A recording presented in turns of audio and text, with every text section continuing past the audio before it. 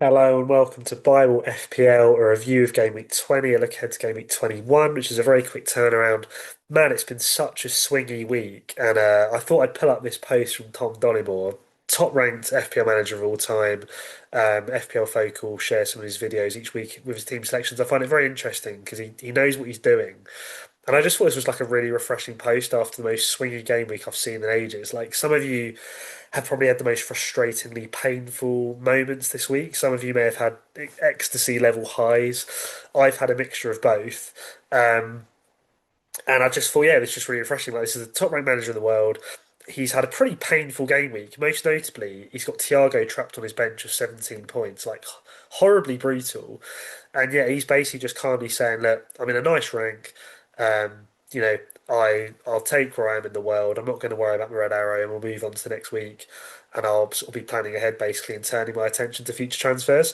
And I think in FPL you need a balance between that mindset and also the FPL nightmare. Just let's just rant this out because this is really frustrating and it's annoying me, and I just need to release it somehow. And I think there is a place for both of these things. Maybe a little middle ground where you vent your frustrations in a way, be like, okay, I'm allowed to feel annoyed about this, but also then turning your attention to, okay, but like, it's not the end of the world, it's just a game. There's next game week to look ahead to plan for, and to try and get some more highs if you've had some frustrations this week. Like for me, my biggest pain this week was I transferred Declan Rice out, and I know a lot of you have either benched him or took him out, and it was really painful. Like when he scored the one goal, it was like, oh, that's annoying. But then to get the second goal and then to get DEFCON, it's like it can be really punishing this game. And I brought Matoma in from him, so it was a big swing.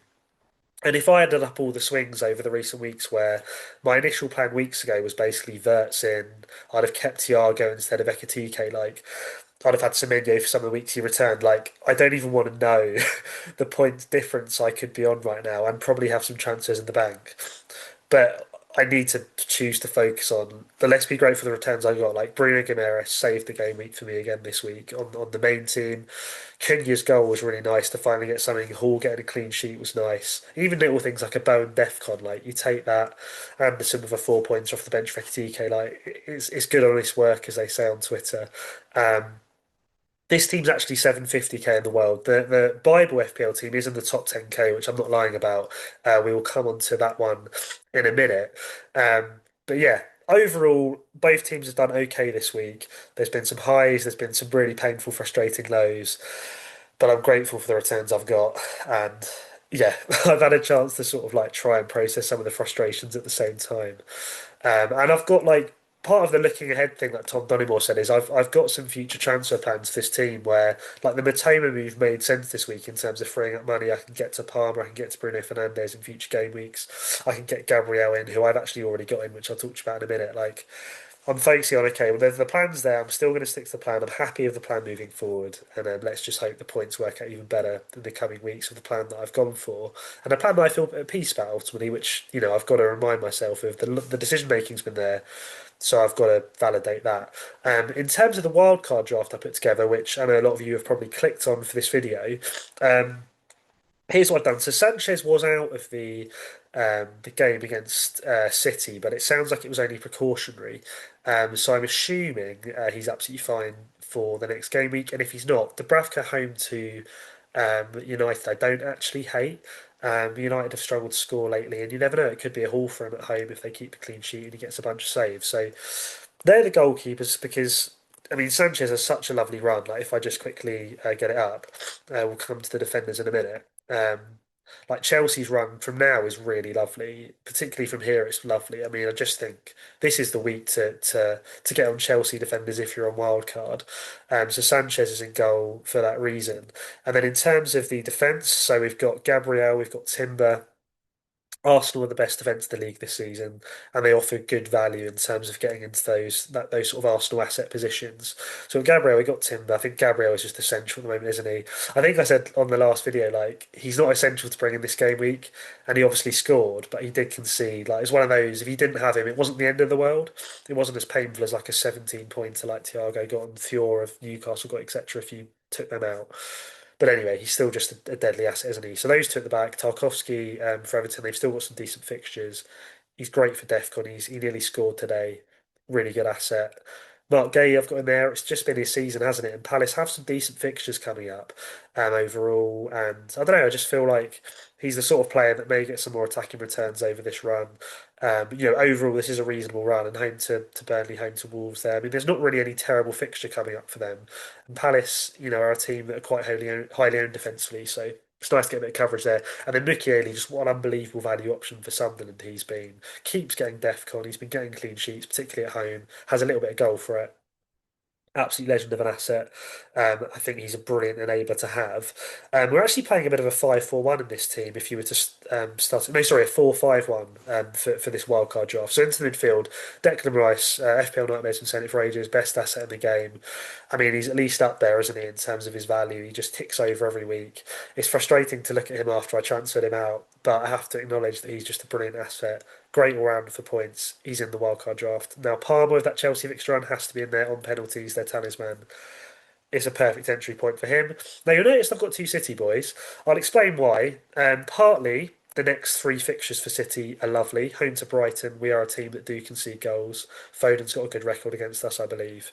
Nice fixture. Away to United, we could see City slamming them. And then home to Wolves is as plum as houses, isn't it? So that's the reason those two are there. And I'll talk to you about a little sort of future transfer plans of the team as well, linked to it. Bruno Guimaraes is in there. He keeps getting returned. Newcastle still have some nice fixtures coming up. And yeah, he's just a really nice value option. There's some fixtures there. He keeps returning. He's got some DEFCON ability as well, which he got today with his goal. Really nice option. And then up top, it's obviously Erling Haaland and then a couple of enablers. Mane is proving to be a nice enabler now for Wolves at 4.5. So you've got a playing sort of enabler there, probably who could be like your second bench option, unless they've got a nice fixture, maybe first bench. And then Ashley Barnes, 4.2 mil. Helps to afford it for this team. Now, if you're sitting here and you've put this team together onto like your app and you're going, oh, I can't afford it, a very simple move you can do to afford it is do Mark Gay to Chris Richards and save yourself like nearly £1 million worth. And Richards, if he's back from injury soon, he's just as good pretty much for DEFCON. And yeah, like he'll do you nicely. Um, there's other ways you could save money. You could do Timber down to like a Calafiori if he's past fit. That you could even do like Tarkowski down to Keane. There's lots of easy ways you can just tweak the team to free up some funds. I think check the Richards injury situation because he might still be out. But yeah, like Tarkowski to Keane, Timber to Calafiori, like it works just as well.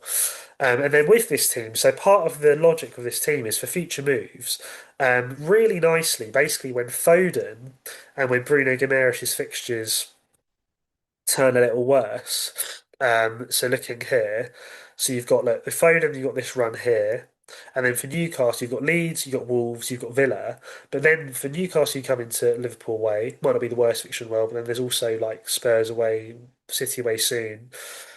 And also at the same time, United come into Fulham at home, Spurs at home almost. Now we heard today Bruno Fernandes is going to be back very soon, so you're going to want Bruno Fernandes in your team soon. So the idea is when Foden's fixtures turn and Bruno Guimaraes' fixtures turn, and basically yeah, United's fixtures get good, you do Foden to Fernandes, and if you need to fund that, or I think you could just do it anyway, you also do Bruno Guimaraes to Enzo Fernandez or Neto or someone in that Chelsea midfield that you can afford that you're liking a punt on because it's also that game week where Chelsea come into the ridiculously filthy four fixtures where you might well want to be tripled up on Chelsea. So I just think the plans work really nicely. Like you've got the City coverage for those nice three fixtures, you've got the Bruno Guimaraes coverage for those nice three fixtures, and then you can hop beautifully into Bruno Fernandes when his fixtures come good, and you can triple up on Chelsea when they have those delightful run of four fixtures. And you've got the triple Arsenal in place, you've got Haaland in place. You've just got a really nice team there, and I think in terms of a 4-5-1, as far as 4-5-1 ones go, I think it will do a really nice job for you. And I'm even half tempted to take the wild card by myself looking at this, but I don't think I'm going to. I think it's team dependent. If your team's looking horrendous and you're like, I need a wild card, this could do the job for you. I'm aware it doesn't have the likes of Thiago up front. Um, I still think he's one of those streaky players at the moment where he goes like weeks on blanks on end, and then he just smashes a hat trick or a brace in. And the fixture's okay, they're not too bad for them. So I think I've no arguments at all if you sort of, change one of the midfielders and upgraded a striker to Thiago. Like there's things you can do to tweak it slightly, but I hope you can see the logic as to why I've put this team together and why I think it could do really nicely. And you've still, once you've got rid of Foden, you've got Cherki as a really nice sort of long-term hold for City, who's proving great value in that City team and keeps getting DEFCON recently as well, which is a nice bonus. So there's a wildcard team. Um, We've looked at some of the key fixtures to target. In terms of my team moving forward, so I've already done an early transfer just for financial reasons. It's going to help me to get to the plans I want to with this team. I've brought in Gabriel for Virgil. I didn't want to sell Virgil before Burnley at home in a couple of weeks, but this particular game week, I'd have had to have played Virgil away to Arsenal. And I just think Gabriel at home to Liverpool in that fixture is just much better. Gets me ahead of the curve in terms of like saving on some finances for Gabriel before he gets to crazy expensive money, and it also saves me some heavy rank loss if Gabriel smashes it again. So yeah, that's the logic there. If Ekatike's out, look, I can have a Matoma punt away to City. You never know, he might do the business. And then yeah, coming to the next game week, we'll probably make a plan to get in the likes of Palmer. I've got a plan to get in Bruno Fernandes when he needs to come in, etc. So there's plans there for this team, and I'll talk you through future plans of this in the coming game weeks without boring it with you now. Um, Bible FPL team, as we briefly touched upon, into the top 10k. Lovely stuff. Thiago up front on this team obviously was key in terms of getting into the top 10k. Cunha got a nice return. Gabriel, who he brought in this week, obviously justified us bringing him in. And some late Opta change for Timber getting the DEFCON popped us just into the top 10k, which is really nice. Now, in terms of the Bible passage, I always do a short Bible talk on this series from this particular team. And we're going to go with a goal actually that Mateus Cunha scored in the 65th minute, and therefore turn to Matthew chapter 6, verse 5, in relation to the player's name, in relation to the goal time. And it's essentially about prayer. And verse 5 talks about how there were a lot of people that were quite hypocritical back in Jesus' day, and they used to just basically kind of want to look really good on street corners. And here it's talking about how they used to sort of pray really loudly and really sort of try to pray really elaborately to look impressive and to be seen by others. And Jesus, like, look, you know, the ones that I really kind of see and I value are the ones that pray to me from their heart, are the ones that don't sort of try and sound really fancy. And then a few verses later into this passage, it talks about how actually, essentially, God would rather like, a couple of sentences of prayer from your heart to God rather than like 1,000 sentences of like waffled prayer. Like ultimately, God wants our hearts more than anything else. So my encouragement to you is, if you're a Christian watching this, firstly, obviously, when you come and talk to God, talk to Him from your heart, bring Him your heart, be real with Him, be honest with Him. He much prefers honesty and realness rather than like fabrication. And equally, if you're not a Christian watching this, I'd encourage you like offer up some prayers to God. Like if you don't believe in Him, be like, I think you could be real. I'd encourage you just to like say a simple prayer to Him and be like, God, look, if you're real, like James is talking about, would you meet with me? Would you encounter me? Would you help me to know your love that James talks about in these videos, so that I can encounter your love and your Holy Spirit and follow you and have my life changed for the better and have that security of eternity in future life by putting my faith in you. Like, yeah, whatever it might be, if you like need some kind of evidence, or if you want God to bring the Bible to life for you, like ask Him and seek Him and keep asking Him if it doesn't happen the first time. Like he wants to meet with you, and it's when I've sought God with all my heart. It's when He's come and met with me in the most powerful ways, and it's changed my life in ways where I know He's real. I've got no doubt of His existence, and when I come to Him and pray to Him, like I know He's listening. Like I feel released to just come to Him in a very real and honest way. And yeah, that'd be my encouragement for you, wherever you're at, wherever you're thinking. Even if it's like I just feel really frustrated with life, I feel frustrated with FPL, my head's a bit of a mess. Like, just come to Him and say, like, God, if you're real, would you just give me peace about all of these things? And would you help me to know your calmness and your love and your presence? And yeah, God is a God that can provide those things for you, like He's done for me.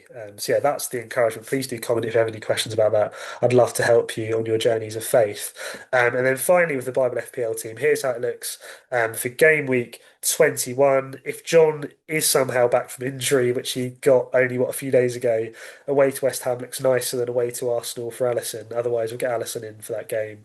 Gabriel, Dorgu, and Murillo at the back is pretty decent overall, I'd say. Paquetá again, if he's injured, again for this game, we get Timber off the bench. Like I think double Arsenal v Liverpool is I'm more than fine with that.